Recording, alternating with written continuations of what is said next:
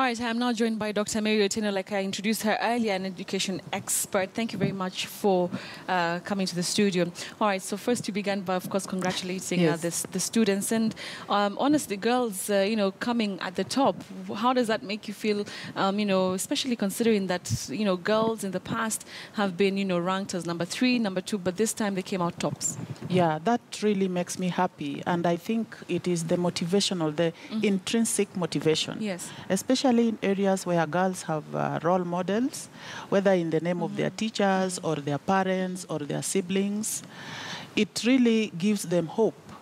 And the fact that we are working towards making education not to be a screening device for employment, that the new curriculum will help children to develop those skills that can make them independent. That really makes me happy, and the affirmative action is working. It is working. The gains are small, but cumulatively we will reach there. Are they really small, also considering that the first boy was actually number 4?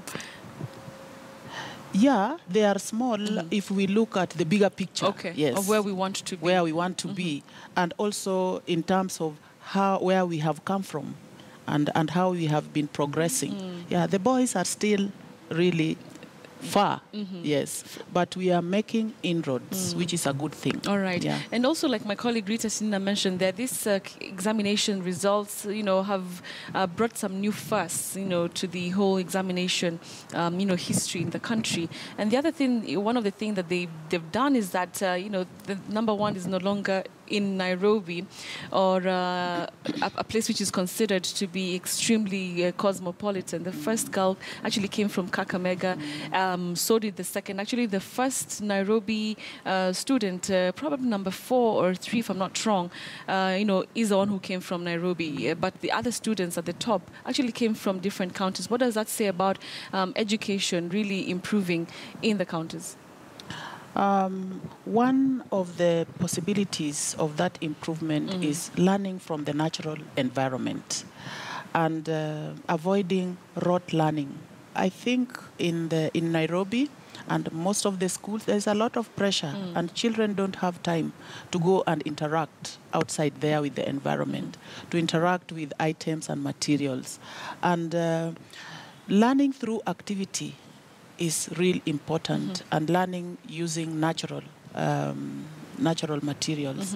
So the children have also realized that it is not time to cram. You really need to know these things and be able to remember them, even when you are not with the teacher or in class.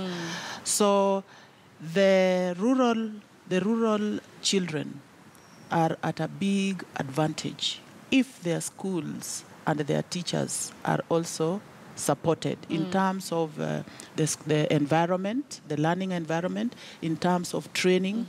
They can do much better. But is this really about the environment? Because some of these schools, where you have students who, have performed really well, are schools where, you have classes that are not so friendly, dilapidated rooms, they don't even have blackboards, but they still are able to perform well. So is it really a matter of support, or is it that now with the, cheating being curbed, there's like a level playing field for everybody across the country? The cheating, remember, in the many years that there have been cheating in the exams, it has affected more of the rural schools than the city schools, particularly Nairobi.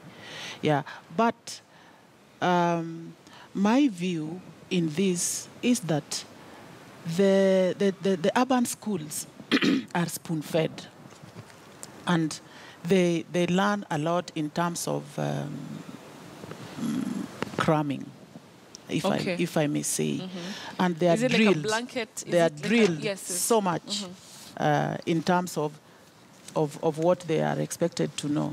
But in the rural areas, they learn through observation, seeing what is being done, and with a little hard work, the children in the rural areas are actually bound to do better than the children in the urban centers. All right. Yeah. What can you say has been the impact of the Ministry of Education and the stringent measures that they've put to curb cheating? Yeah, that has worked in terms of motivating children to work hard. That I'm not going to expect anybody to help me. We know previously there have been children there have been relatives doing exams. Yes. Sitting in, old people, young people, sitting in and not being discovered. So that is no longer there. They have been waiting for messages on their phones from their parents, from their teachers. That one is no longer there. And I think the Ministry of Education has really tried through the leadership of the CS in terms of being there every time. The measures that have been put in place, they are being enforced. So we are seeing more of the CS in examination centers when the exams are being opened in terms of supervising the invigilators, whether they are doing the right thing. But is that sustainable? Because there are questions whether, it's sustainable to have the CES every other examination cycle for them to be in the schools. Will there be a time that even without his presence, that everything actually goes on as it's supposed to? Yeah, I suppose so. In terms of change of attitude, yeah, when the education team, the CS, the examination, the NEC, yes, it depends on the change of attitude. If it can work and if delegation is allowed time, I think it can be sustainable. Yeah, but if it is an enclosed where it is being done by the CS or the secretary and the examination officers every time. Like I always see the PS there, the CS there, the Mr. Magoha, Professor Magoha there. So sometimes we actually wonder whether there are people in the background who are also doing supervision. Yeah. All right. There's something also interesting that was said yesterday, and the president ordered that the students, the 9,700 students who are not able to sit for examination for one reason or the other, are given a second chance to do so. What is your take about this? This is the first time that this has happened. It has happened in other countries, but it's going to be a first here in Kenya. My view is that it has to be done well, because even in the previous years, there are those students who have been disadvantaged, and they are out there. Some of them have nothing that they are doing. They would like to be given that chance. So one of the things that needs to be done is an audit of these children. For how many years back do we want to go to help these children? The other thing is the planning for this kind of exercise. Yeah, I know that the president announced this. So how far is it going to affect these children? From which years? Is it only this year? Is it last year? Well, I think it's only this year. Yeah, if it is only this year, then it is also opening a Pandora's box. And it should come with clear instructions on how it has to be done. At the university, we have supplementary examination, but they are very, very clearly, the procedure is very clear, that a candidate has to apply, that I did not sit for an exam because of this. I am requesting. Yeah. So how it is going to be difficult to know the genuine reasons and the ungenuine reasons. It's also going to be difficult to take an audit of where these children are and whether they are interested. Or the reason that they missed. Or the reason, what was the reason that they missed the exams Yes, in the the first reasons place? that they missed the exams. So it may take a bit of time for NEC to do this, but I presume it is a good gesture. It is going to give life to some of these children, but it has to be done in a proper way. For us as planners, we respect improvement of resources. These children are a resource for this country, and their lives should not just be left that way, but let us also respect the reason why someone misses an exam. Yeah. All right.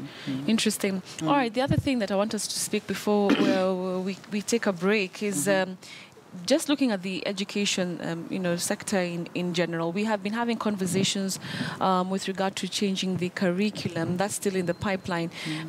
We've had some tests being done. We're yet to know just how successful or not they have been. But where are we looking at the efforts that the ministry is making, to curb cheating and to really straighten things in the education sector? Where can you say we are, and where is it that we should be looking at? The new curriculum is bound not to be exam-oriented. That you are not really looking forward so much that if you are not able to make it in the exam, then that is the end of your life. Yeah. It has been like that even in the other systems, even in the 844 system. Yeah, competencies were one of those issues that were taken seriously. So going forward, as you have rightly put it, there needs to be, the environment needs to be prepared. Yeah. At the moment, we know the piloting has been done. Next year, presumably it's going to be piloted in certain schools. The rollout will not be full-blown. Yes. However, I think there is some missing link in terms of this implementation of the new curriculum. We have the primary schools, we have the secondary schools, we have the teachers, we have the parents. The parents need to know about this change. The teachers need to be retrained. Change of attitude is a real big thing, and going forward with changes that are taking place around the world, because we want our education system to be sustainable in terms of the products, the graduates that come out of it, that they are able to carry on those skills and do something gainful and productive for their lives and the lives of the society. All right. Yeah. But if we are hurriedly implement it, it may not work for us. So where we are is that we are still piloting.